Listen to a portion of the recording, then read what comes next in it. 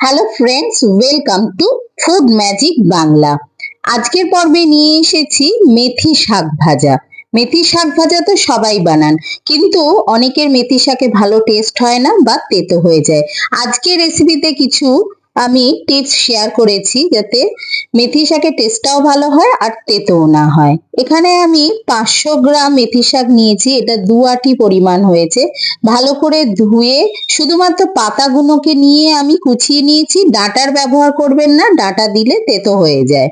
শাকটা কুচিয়ে নেওয়ার পর আমি একটা বড় সাইজের বেগুন নিয়েছি, এটা কালো বেগুন, আর বেগুনটা অবশ্যই কচি দেখে নিতে হবে, কারণ পাকা বেগুনেও কিন্তু মেথি শাক ভাজা তেতো হয়ে যায়। বেগুনটাকে আমি ছোট টুকরো করে কেটে নিয়েছি। রান্নাটা সর্ষের তেলে করছি। সর্ষের তেল গরম করে একটু কালো জিরে আর শুকনো লঙ্কা ফোড়ন দিয়ে ছোট টুকরো করে কেটে রাখা বেগুনগুলোকে দিয়ে দিলাম। আর এই বেগুনটা দেওয়ার পরেই সঙ্গে সঙ্গে কিন্তু শাকটা আমি দিয়ে দেব না, তাহলে টেস্টটা খারাপ হয়ে যাবে। সামান্য একটুখানি নুন আর হলুদ দিয়ে বেগুনটাকে বেশ ভালো করে আমি ভেজে নিচ্ছি। আমি আরেকটু তেলের ব্যবহার করেছিলাম, আপনারা চাইলে কম তেলেও করতে পারেন।